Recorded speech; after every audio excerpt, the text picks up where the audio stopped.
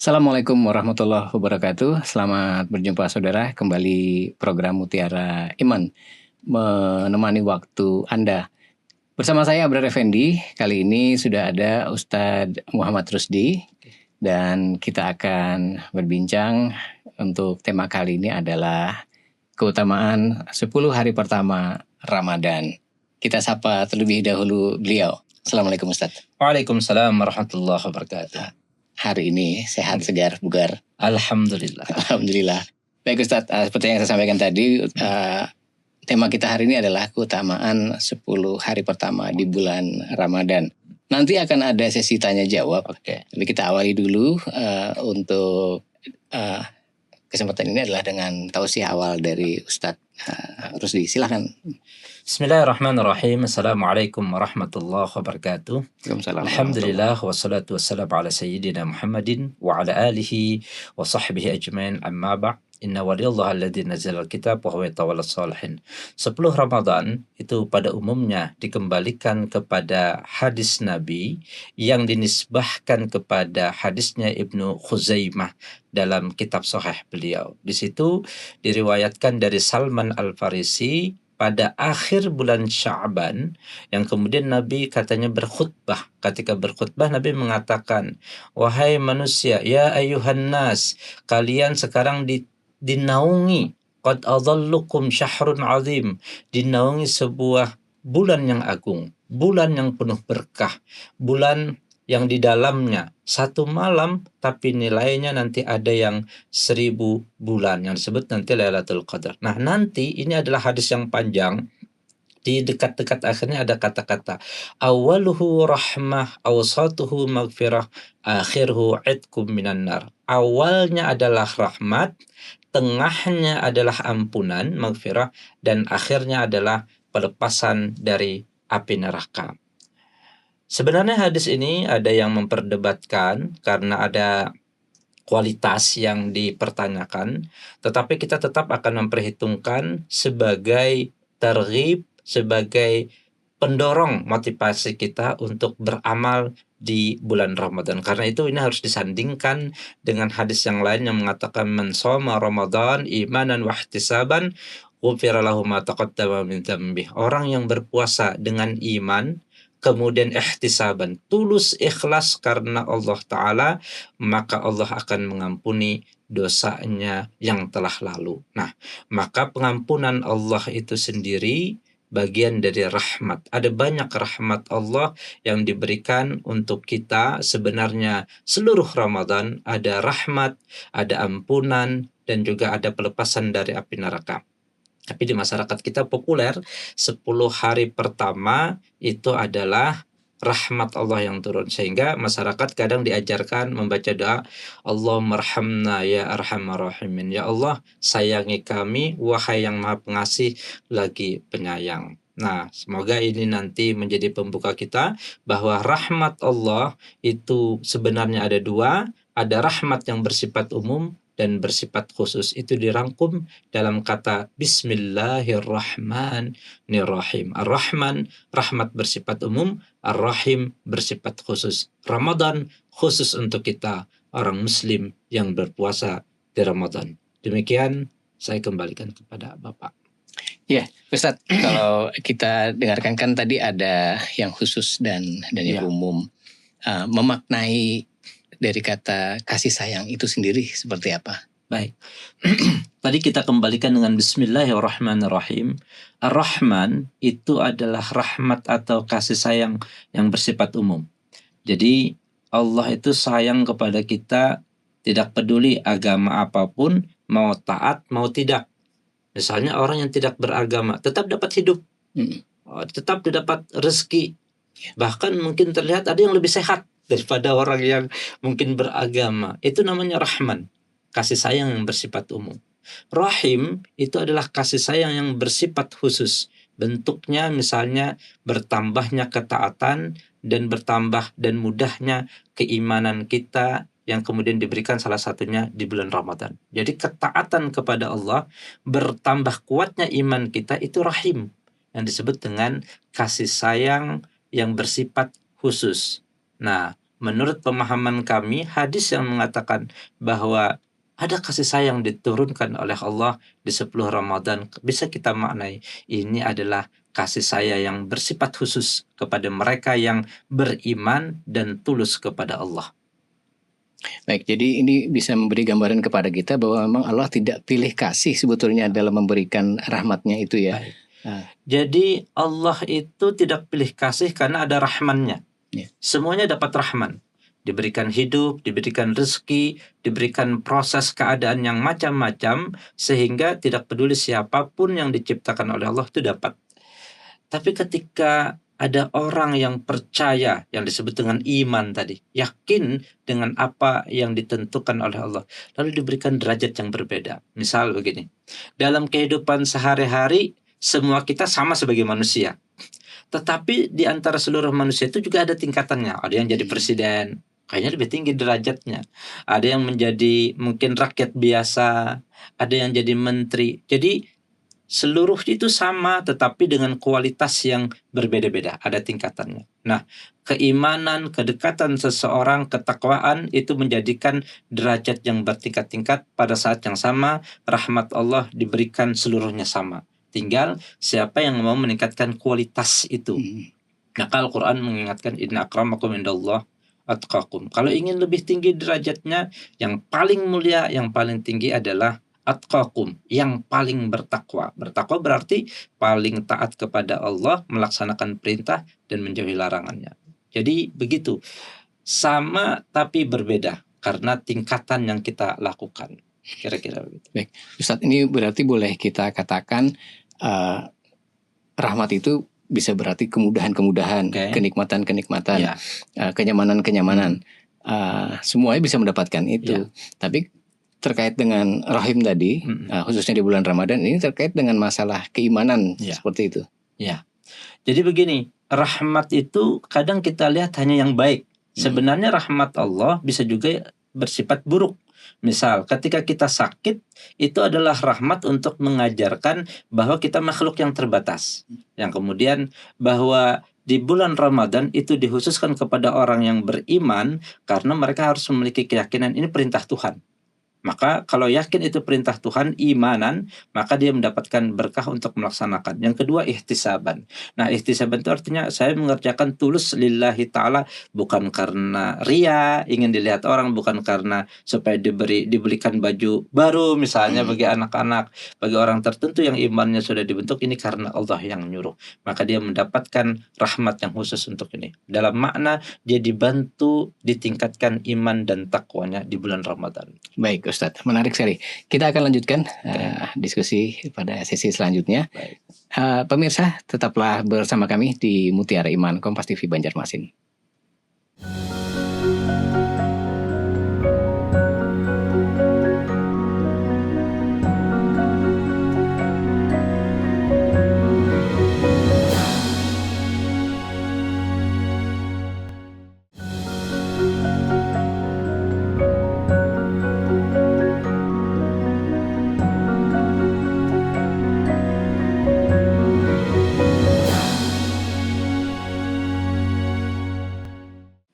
Terima kasih, saudara. Kita masih dalam program Mutiara Iman. Ustadz, tadi menarik sekali disampaikan bahwa rahmat atau kasih sayang itu tidak hanya ada dalam bentuk kenyamanan, kemudahan, kenikmatan, tapi dia juga dalam bentuk kesulitan-kesulitan. Tapi memahami itu sebagai sebuah rahmat itu sulit. Bagaimana?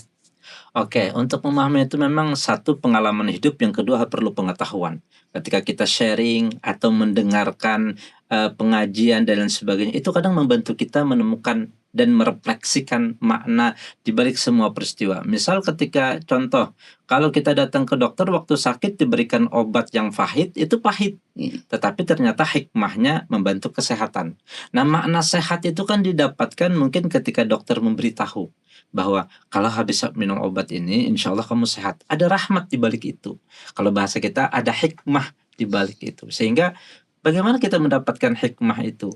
kadang dengan bicara atau sharing, kemudian ada dengan membaca. Poinnya adalah mendapatkan pengetahuan tentang itu dan pengalaman-pengalaman dari orang lain. Kira-kira begitu.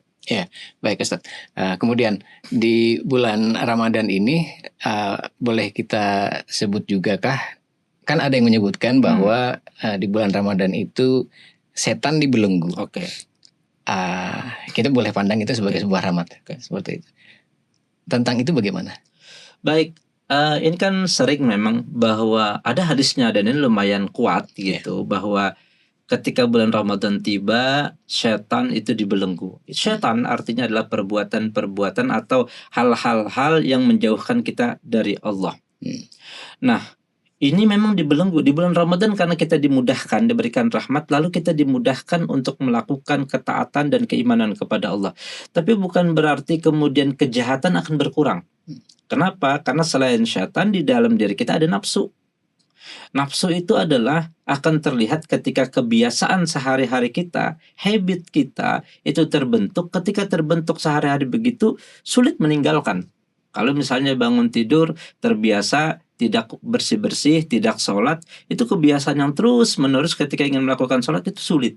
Karena dia membiasa, itu kedirian atau nafsu tadi. Nah, kejahatan juga begitu. Dia dibentuk bisa pengaruh oleh syaitan ini tadi, bisa dipengaruhi oleh kedirian kita. Nah, kalau di Ramadan kemudian diberikan oleh rahmat Allah, yaitu dimudahkan agak kalau bahasa kita dirantai, dibelenggu, diberikan satu poin dikurangi oleh Allah, sehingga kemudahan kita untuk beramal itu bisa lebih maksimal. Tetapi pada saat yang sama, bisakah kita mengendalikan nafsu kita? Nah, kalau tidak bisa, akhirnya kejahatan tetap terjadi, makan berlebihan tetap terjadi, buka puasa harusnya terkendali, akhirnya kan berlebihan juga. Itu artinya ada nafsu yang ingin dilatih oleh puasa, tetapi kita sudah diberi rahmat sebenarnya, bonusnya kita agak dibantu dengan dibelenggunya syaitan-syaitan tadi. Supaya tidak bisik-bisik kita tuh, membisikin bahwa orang ini jahat loh, udah kamu gibahin aja. Bisikan itu sudah dikurangi dengan supidati syayatin, dibelenggunya syaitan. Tapi nafsu kita tetap membara kalau tidak dikendalikan oleh puasa. Jadi kira-kira begitu. Artinya kita memaknainya bukan berarti setan yang seperti di film-film atau di kisah-kisah yang membuat kita menjadi takut seperti itu ya. Tapi ajakan-ajakan, bisikan-bisikannya itu yang dikurangi, dikendalikan seperti itu. Oke, syaitan itu dari kata syaitana dalam bahasa Arab. Syaitana itu artinya menjauhkan. Jadi menjauhkan dari Allah dan sebagainya. Imajinasi yang diberikan ke kita biasanya adalah dalam bentuk makhluk-makhluk halus yang menakutkan dan sebagainya. Bisa saja jin yang kemudian menyerupakan seperti itu, sehingga kita kemudian menjadi takut. Apalagi kita divisualkan dalam film-film yang kemudian imajinasi kita, begitulah setan. Nah, itu adalah jin yang kemudian berbentuk bisa jadi ingin menjauhkan kita dari Allah. Karena kita takut kepada mereka, akhirnya takut kepada Allahnya berkurang. Sebenarnya kan kalau kita takutnya kepada Allah, hal yang seperti itu mungkin kita takut, tetapi kita masih punya pegangan.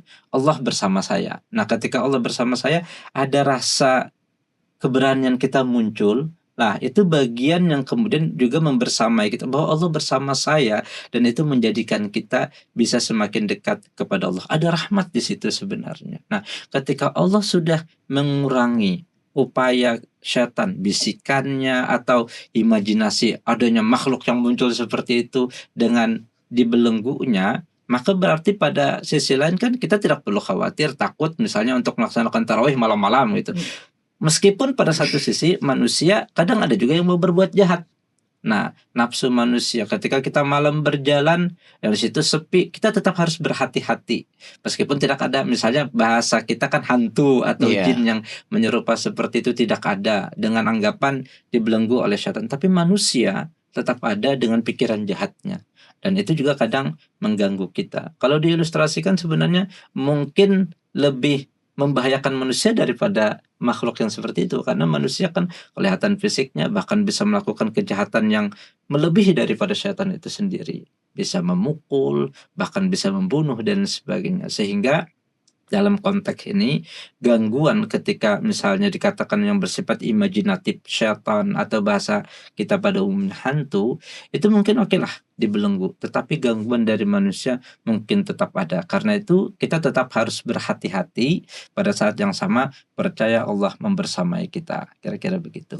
Baik Ustadz, ini kan ada setan yang dibelenggu dan ada lagi hawa nafsu Ya. manusia itu sendiri. Setannya sudah dibelenggu, hawa nafsunya ini bagaimana? Hawa nafsunya itulah yang kemudian ingin dibantu Allah lewat media puasa. Jadi puasa itu ilustrasinya begini. Allah itu punya sifat maha mandiri dan tidak memerlukan apapun. Allah tidak berhajat kepada apapun. Allahus Samad. Nah, karena Allah tidak punya hajat apapun terhadap seluruh makhluk, lalu kita ingin diajarin satu sifat itu, yaitu puasa. Puasa itu kan diilustrasikan kita tidak makan makanan yang sebenarnya itu halal gitu. Kita harus menghindari hal-hal yang membatalkan puasa. Itu ingin mengajarkan bagaimana sebenarnya sifat Allah tidak bergantung kepada sesuatu. Sekarang kamu belajar bahwa kamu tidak berhajat pada apapun. Tapi tetap dibatasi, ada buka puasa yang ingin membatasi bahwa kamu tetap manusia dan tetap harus berbuka. Nah, ketika kita mampu mengendalikan diri kita dengan mengendalikan makan, mengendalikan kehendak, maka itulah hawa nafsu akan terkendali. Bukan menghilangkannya, tapi mengendalikannya. Sehingga dunia akan lebih damai, nafsu tidak sembarangan dan sebagainya. Kira-kira begitu. Baik Ustadz, kita akan lanjutkan kembali diskusi di sesi selanjutnya. Saudara pemirsa, kita akan kembali di program Mutiara Iman setelah jeda berikut ini.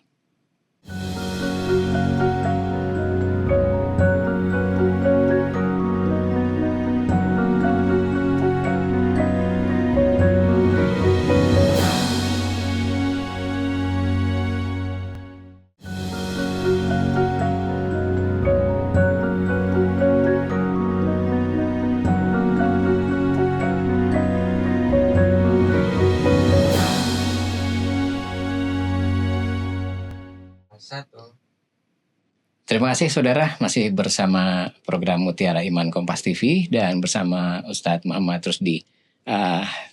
Ustadz, tadi kalau kita bahaskan tentang setan dan hawa nafsu. Hawa nafsu ini terkait juga dengan tindakan yang akan dilakukan oleh manusia. Ramadan bisa dikatakan menjadi pintu untuk kita memperbaiki diri. Itu konsepnya bagaimana? Jadi begini, Ramadan itu kan awalnya dipahami sebagai Ramadan. Ramadan itu musim panas. Jadi kalau bulan Ramadan panas, itu maklum saja gitu. Apa makna di balik itu sebenarnya? Sebenarnya maksud yang diinginkan di situ adalah di Ramadan kita dibantu untuk tanda petik membakar dosa-dosa kita. Nah, ketika seseorang berpuasa dan awal Ramadan sebagai rahmat tadi 10 hari pertama itu dengan kata lain warming up. Pemanasan puasa pertama, Anda langkah dulu, 10 pertama kalau bisa melewati, maka akan lebih kuat lagi nanti di 10 tengah-tengahnya yang maghfirah. Jadi kalau orang awalnya pemanasannya sudah oke, puasanya, maka pengendalian nafsunya sudah mulai oke, rahmat Allah diturunkan di situ. Karena dimudahkan untuk pemanasannya. Nah, ketika meningkat lebih tinggi, maghfirah, ampunan akan didapatkan karena dia sudah bisa mengendalikan diri tadi. Maka dia bisa ngatur kapan tarawihnya, bagaimana makannya, sahurnya, bagaimana harusnya berbuka. Nah, ketika dia masuk bagian tengah, tentu rasa taubatnya, minta ampunnya lebih intens, lebih terasa. Nanti pada akhirnya di 10 terakhir, intens atau rasa kedalaman itu akan lebih ketemu ketika pelepasan dari api neraka dan akan dirayakan di Idul Fitri, hari perayaan fitrah itu sendiri. Sehingga sebenarnya tahapan 10 Ramadan pertama bahwa kita itu membakar dosa kita diawali dengan langkah yang harus memang di awal itu kan sulit gitu. Karena perubahan dari yang biasa makan tiba-tiba berubah tidak makan siangnya, hanya merubah pola sebenarnya. Pola yang biasanya makan mungkin sekitar jam 7-an mungkin berubah menjadi sahur. Perubahan pola itu dirahmati oleh Allah dengan cara kita menjadi seperti mudah gitu melaksanakan karena dikuranginya bisikan setan dan lain sebagainya. Maka konsepnya Ramadan itu adalah membantu kita membakar dosa, dan 10 pertama adalah pemanasan yang perlu kita jaga supaya selanjutnya lebih oke dan lebih baik. Baik Ustaz, tadi kan kita sampaikan itu adalah proses membakar dosa. Ya. Artinya ada pertobatan di situ. Tapi manusia kan ada punya hawa nafsu tadi. Kadang kita bolak-balik melakukan hal yang serupa, yang sama, atau bahkan lebih. Bagaimana dengan itu? Kalau kita melakukan perbuatan dosa itu bolak-balik, maka kita harus juga bolak-balik bertaubat. Taubat itu tidak boleh putus asa, terus menerus. Allah itu memberitahu begini, Innallaha kataba ala nafsi rahmah. Allah menetapkan pada dirinya yaitu sifat rahmat, kasih sayang. Ada juga ungkapan yang lain bahwa rahmati sabaqat ghadabi. Rahmatku itu mendahului kemurkaanku. Jadi yang perlu diingat, Allah penuh dengan rahmat. Tidak boleh ada putus asa ketika kita melakukan dosa. Tetapi yang harus kita lakukan ketika melakukan dosa, Allah lebih luas rahmatnya. Saya segera taubat. Taubat itu artinya kembali kepada Tuhan. Segera kembali. Ilustrasinya begini. Kalau saya berbuat dosa, lalu kemudian saat itu saya ingat Allah, segera tinggalkan itu. Itu pertaubatan yang berusaha kita lakukan. Kalau kita berbuat dosa kemudian udah lanjut saja. Nah, itu kan taubatnya masih main-main gitu. Lanjut baru nanti taubat. Tapi dengan cara saya ingat Allah lalu kembali segera kepada Allah. Nah, itu saya kira adalah yang perlu diingat, bahwa jangan putus asa untuk kembali taubat. Nah, Ramadan itu peluang kita kan diperbesar itu. Maksudnya begini, dalam hadis Ibnu Khuzaimah tadi dikatakan kalau kita melakukan yang sunnah itu pahalanya seperti wajib. Kalau kita melakukan yang wajib itu pahalanya seperti melaksanakan 7 yang wajib. Nah, kalau kita melaksanakan hal-hal yang tadi biasa menjadi meningkat di bulan Ramadan. Nilainya itu berbeda. Sehingga pertaubatan di sini semakin lebih mudah karena tingkatan, kalau kita kuantitatifkan atau kita nilai-nilai menjadi, kalau harus dicapai 1000 di Ramadan lebih cepat gitu. Karena kuantitasnya dinaikkan. Kalau kita hitung seperti itu. Tapi ingat, rahmat Allah lebih luas. Jangan putus asa dengan rahmat Allah. Baik, Ustaz, di bulan Ramadan ini kan sebagian besar umat Muslim memperbanyak ibadahnya. Yang tadinya tidak pernah atau jarang ke masjid, ke langgar, itu mulai datang ke masjid dan ke langgar. Tapi ada juga yang kemudian menjadi minder. Saya memang tidak pernah atau jarang ke masjid atau langgar. Nah, itu bagaimana untuk supaya bisa istiqomah? Bagi yang dulunya mungkin tidak terbiasa tiba-tiba ke langgar, baguslah begitu kan. Artinya dia ada peningkatan dan harapannya itu tetap dijaga, itu harapan.